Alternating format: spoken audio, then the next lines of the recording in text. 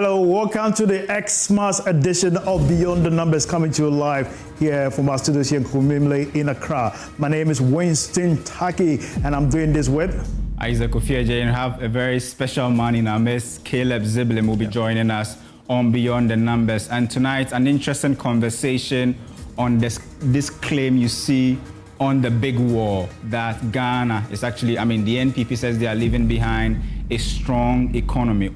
Our job tonight is very simple: to use the numbers and use the various indicators to test this claim to see if we are actually, the NPP is leaving behind a good economy as claimed by the finance minister. And just like Winston said, this is the Christmas edition of Beyond the Numbers. So if you're watching us, we'll be doing justice to this claim. So Winston, I think we should start from, this claim. He says that we are handing over a very strong economy, and the problem is the word highlighted in red, that strong economy.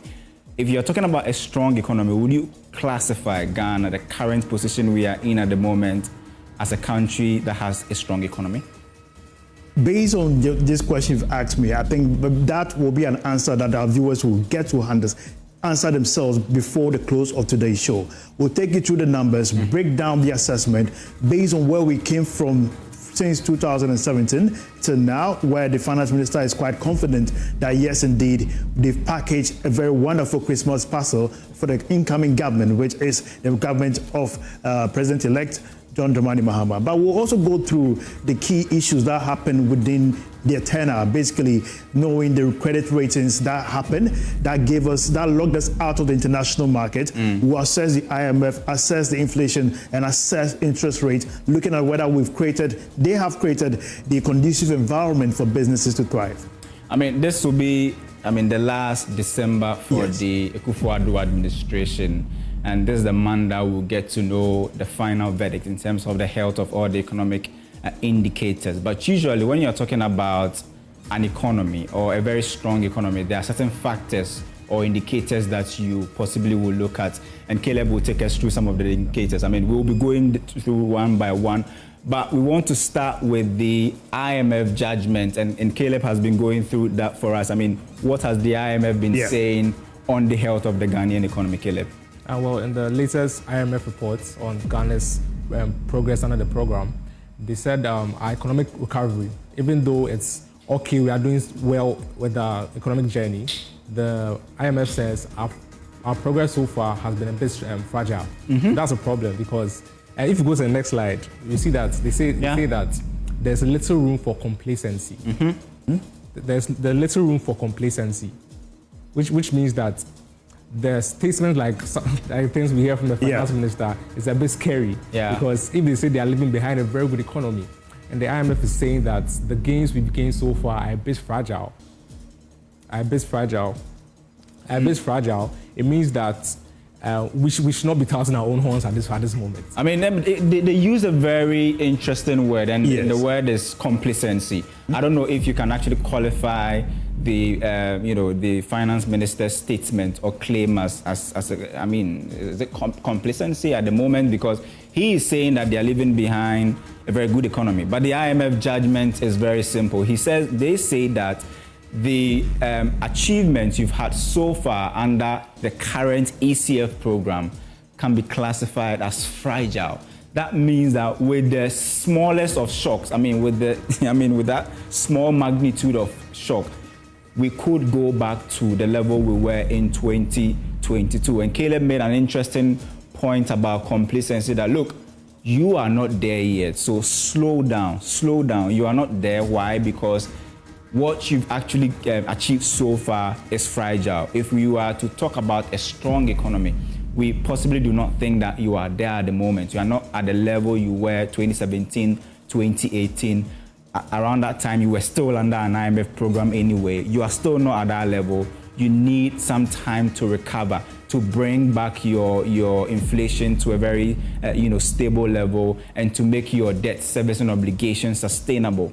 But per what the IMF have put in their December report, we can confidently say that according to them, so far, the successes we've chalked under the current PC PEG program is actually fragile, and we should not give any room for complacency, Winston. Speaking about fragility, that means the economy is, just as you mentioned, susceptible to shocks. Also, when an economy is fragile, it tells you that the debt structure is not quite accessible. If you look at our ability to go into the international market, the consistent ratings has derailed investor interest in the country. Thereby, if you look at how multinationals also assess that outlook, it makes them not comfortable doing business with Ghana. We've seen global multinationals deciding to pull out their investment out of the country. The currency instability became a key indicator in the last 4 years. We understood that before the current finance minister was there, the Ken Ofori-Atta consistently told us that we are burden sharing. That burden sharing narrative saw us going through a very uncomfortable debt restructuring, very where painful. basically, and that was, we saw a lot of restructuring negotiations with internal, external creditors, where even dates on which negotiations were supposed to be completed were not done on time, causing delay, anticipation, anxiety, and frustration in the international market. All this, coupled with the bad rating, gave Ghana a negative outlook. Consistently, now that we are where we are based on the growth prospect, we were growing around 5.3 in 2016. We came back to where we are today, seeing a very negative, a very mild growth, championed by a sector that is the mining and quarrying sector, which is not quite open, basically. If so far, the services sector and its subsectors were supposed to be pushers, but if you look at it, it's not doing much well. I mean, Caleb has been looking at the GDP figures, and it's one of the indicators that the finance minister actually spoke about, that if you look at our average, GDP growth in terms of the first quarter, second quarter, and third quarter, they believe that, look, these figures brings us back to the levels they were, let's say, about 8 years ago, the pre-COVID level. And Caleb has been going through the GDP figures up until 2023. He has the latest for 2024. And I mean, he's been also analyzing the sectors, just like Winston said, that has been driving the current GDP growth rate that we are seeing, Caleb. As you can see on the screen, in 2023, we recorded 2.9% growth in GDP, and that's from a low of 0.5 in 2020. Wow, yeah, that was the lowest under the Akufo-Addo administration. Exactly. But if you look at it on the average between 2017 to, let's say, 2020, or 2019, the average is around 7%, and they've always been going back referencing that GDP growth rate there. Yes. And in 2024, so far we've seen some modest improvements in our GDP growth. And the first quarter we recorded 4.7%. In the second quarter, that's significant, considering where we are coming from. In the second quarter, we recorded 6.97%, and also in the third quarter, the latest one is 7.2%. So you can see we are doing really well in our growth figures for the quarters so far. But if you go deeper into it, you see that some sectors, some subsectors are actually the ones driving the. They are doing everything yeah. Exactly. And as Winston said earlier, we have the mining sector. They are doing almost all the heavy lifting. And when it comes to the services sector, we have the information and technology sector carrying almost everything. So when you look at key areas that need the GDP growth, like agriculture, you see agriculture is not growing as much as we want it to grow. And if we are going to continue relying on gold, because that's the main driver. Our gold exports, our gold production, that's what's really driving this GDP growth rate. We cannot keep relying on gold moving forward because it's not sustainable. We need more sustainable growth, like in our agri sector, and we need more in our industry sector with our companies, because that's really what's going to move this economy from where we are at the moment. So would you say, Winston, that this is a paper growth that maybe the finance minister is talking about? If you discount it and you possibly seasonalize the data, you could see that maybe we are not really growing at the level that everybody claims that we are growing. If you look at the negative aspect, we could be in big negatives, looking at the figures, the fact that the real sectors, in fact, we always talk on Beyond the Numbers that the backbone of the Ghanaian economy is cocoa.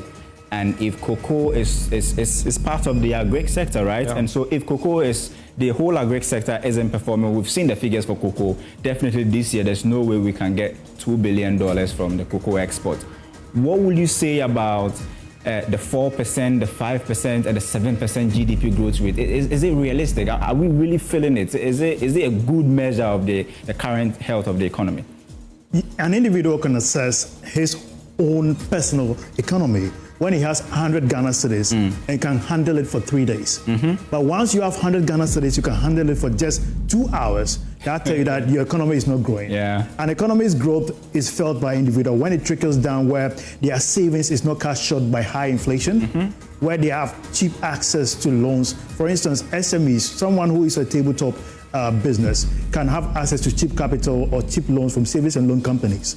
And that way they can expand their businesses. But that is not what is happening now. Now it looks like most Ghanaians decided that what they feel now is more like from hand to mouth kind of operation. Now, when we're talking about loans, just look at these figures that you see on the screen. This is the average lending rate. This is the economy that we are actually assessing at the moment. And that is a good picture of what I'm just saying. The cost of borrowing in 2016 compared to 2028, all of them above 30% threshold. And that is a very disturbing phenomenon, meaning that the cost of capital is still high. So it simply means that we kicked down Mahama in 2016 because of 31.7% average lending rates.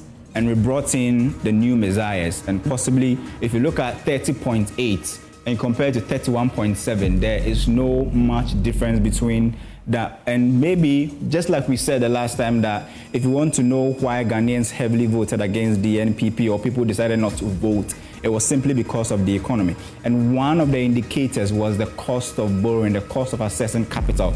Businesses were not really happy. People were losing their employment because their employers couldn't pay them. You made an important point about, how do you call it, lending rate. But one other one has to do with import cover, Winston. When we talk about import cover, we look at the reserves that we have that can sustain amount of import we are bringing to the country. So if you are importing amount of goods, how much we have in foreign reserves that can cover us. So right now, basically, a country is supposed to have holistically 8-month import cover, but consistently, it seems like we are between 2, 4, 2, 4, 3. I don't even remember the last time we. The last time we went before was around 2017, 16, 17 there. But since then, it's been 2.8 months, 2 and 8 months. 2022, around 1 month, sometime even below a month of import. 2014, somewhere we're around 1 month import, and that was very scary. And that could tell the strength of the economy. Yeah. Basically, if we're having a 2.8 month import cover in 2016 compared to 2.3 in 2024, tells you that if we are to import essential commodities into the country, this amount of money that we have in reserves is enough to cover us for just 3 months. When this is not available, let's say we get to 1.0 import cover, it tells you that we can only import for just 1 month. Any subsequent import will be based on our deficit. That's if you hold all other factors constant. But talking about import and export, what we decided to do, and Caleb will take us through, is to look at our import bill versus our, gross international reserve, for us to paint a picture, to tell you how the dangerous trajectory that the country is treading on at the moment. So Caleb, take us through that as well. I mean, talking about the gap analysis between import bill and the gross international reserve. Our reserve versus how much we need, the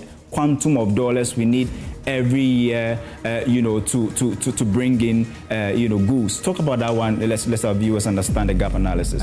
So our import bill is in black. Yeah. And our gross international reserves is the orange line you see.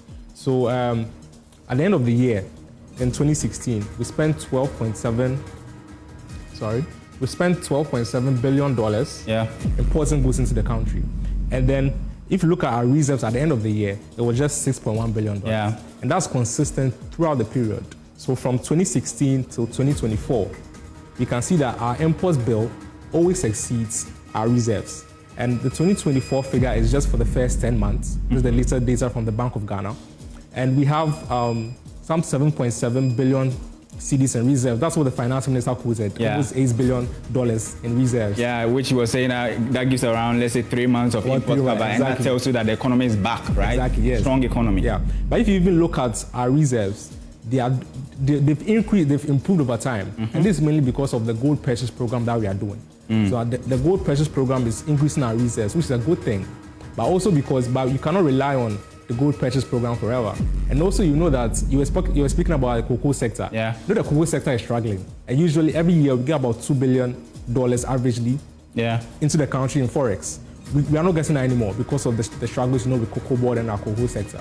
So that's also affecting our reserves. So the gold purchase program is sort of a backup. Yeah. It's like that's what's sustaining us at the moment. Moving forward, we have to really look at policies around how to sustain our reserves more. Talking about sustaining the growth and possibly reprofiling. Yeah. I mean, we were looking at this gap analysis, and I was speaking to people who have brilliant ideas and know a lot about international reserve. And they will tell you that, look, if you look at your import bill, and you are talking about an import bill, we estimate that this year we could earn maybe somewhere $14 or $18 billion as our import bill. You compare that to your reserve, which is just 7.7 billion. There's a huge gap between even your import bill and your reserve. And the reason why you have such high reserve and you are seeing this leap from $5.9 billion to $7.7 billion is because you've suspended the payment of most of your external debt servicing obligation. In 2022 or in 2020, when we decided to default, it was simply because, or suspend, just like the president would like to put it, it was simply because we did not have the dollars available to do the servicing.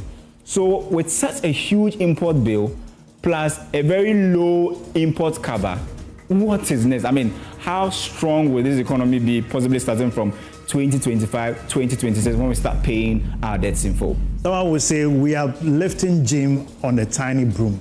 And that tells you that we are not strong enough on what we are standing. Either we are walking on ice surface, telling you that we can easily, susceptibly go down the trenches. Yeah, just like the IMF put it, fragile, right? Yeah, basically fragile. Now, I want us to look at the debt to GDP, which is very interesting. Yeah. Our debt to GDP tells you how much an individual of $1 we produce. So if you say Ghana is producing $100 a month, how much of it is being used to pay debt? So at every dollar we make, 75.7% of it is going to be used to service debt. So that is the picture you should have. Every $100, yes, let's say roughly $76 out of that goes into servicing of debt, right? And basically in 2025 alone, about 26.3% of our GDP will go into interest payments or interest payments. So we should know that our leverage to boost the economy is going to be quite challenging going into 2016. There you have it. Yeah. Yes. That's the interest payment. This is the indicative interest payment for both domestic and external for 2025. This is according to the Ministry of Finance. This is the indicative figure. We could be hovering around 66 billion Ghana cedis. That's roughly about $5 billion. Yes.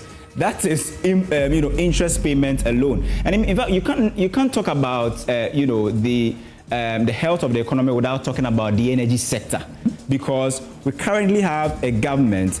That wants to run a 24-hour economy. We were able to get this from the IMF or the World Bank document talking about our energy sector shortfalls. What we need to keep our lights on, and I want Caleb to take us through every year. Let's even start from 2025 because we're almost done with 2026.